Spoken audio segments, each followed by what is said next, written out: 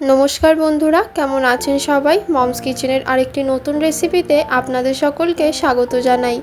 আজকে আমি তৈরি করব আলুর প্যাটিস। তো এই আলুর প্যাটিস তৈরি করার জন্য আমি প্রথমেই একটি পাত্রে নিয়ে নিলাম 1 কাপ ময়দা।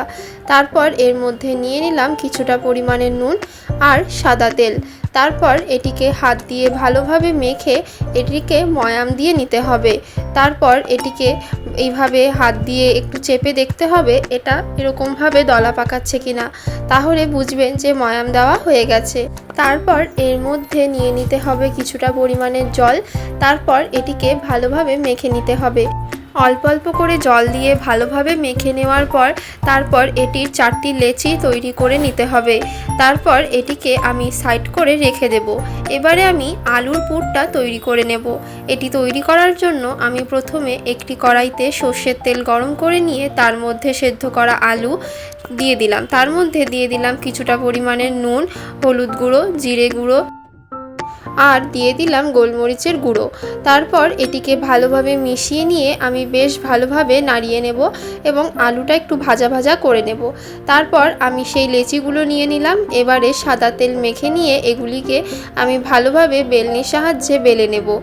আর মনে রাখতে হবে এগুলিকে কিন্তু খুব পাতলা করে বেলে নিতে হবে। এভাবে আমি 4টে লেচি ঠিক সেমভাবে বেলে নিলাম। তারপর একটির ওপর আরেকটি এভাবে দিয়ে দিলাম। তারপর একটি ছুরির সাহায্যে আমি সাইডগুলো কেটে নিলাম। তারপর আমি মাঝখান থেকে দুটো ভাগ করে নিলাম এবং আবার সেটিকে 4 ভাগ করে নিলাম। এবারে সেই 4টির মধ্যে আমি দিয়ে দিলাম অল্প অল্প করে আলুর পুর। তারপর এগুলিকে ভাজ করে নিলাম।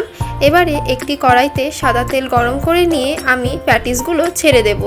এবারে এটিকে লাল লাল করে ভেজে নিতে হবে। আর হ্যাঁ, এটিকে ভাজার সময় আপনাদেরকে খেয়াল রাখতে হবে গ্যাসের ফ্লেম যেন লো থাকে, তাহলে এটি কিন্তু ভেতর থেকেও বেশ ভালোভাবে ভাজা হবে এবং মুচমুচে হবে। আর যদি আপনারা হাই ফ্লেমে ভাজেন তাহলে উপরটা পুড়ে যাওয়ার চান্স থাকবে আর ভেতরটা ভাজা হবে না ঠিকভাবে। তো আমাদের তৈরি হয়ে গেল আলুর প্যাটিস। রেসিপিটি যদি আপনাদের ভালো লাগে তাহলে অবশ্যই একদিন সন্ধ্যাবেলা ট্রাই করবেন এবং আমাকে জানাতে ভুলবেন না যে আপনাদের কেমন লাগলো। ভিডিওটি যদি আপনাদের কিছুটা ভালো লেগে থাকে তাহলে অবশ্যই একটি লাইক করে পাশে থাকবেন। আজকের মতো এইটুকুই। দেখা হচ্ছে আবার পরবর্তী একটি নতুন রেসিপি নিয়ে। আমার চ্যানেলের রেসিপিগুলো যদি আপনাদের ভালো লাগে তাহলে অবশ্যই আমার চ্যানেলটিকে সাবস্ক্রাইব করে দেবেন। তো আজকের মতো এইটুকু, টাটা।